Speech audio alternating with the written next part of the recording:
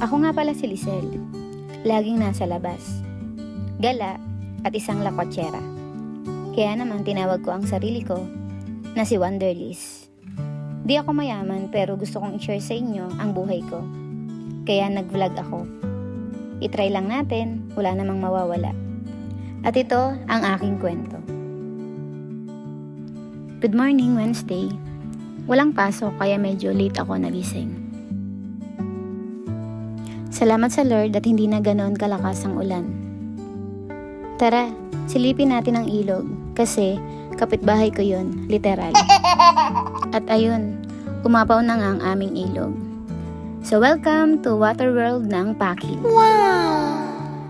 Nawa ay tuluyan ng tumila ang ulan. Mahirap kasi na pumasok itong baha na to sa aming mga bahay. Yun lang mga ka-wonders. Stay safe and dry. God bless.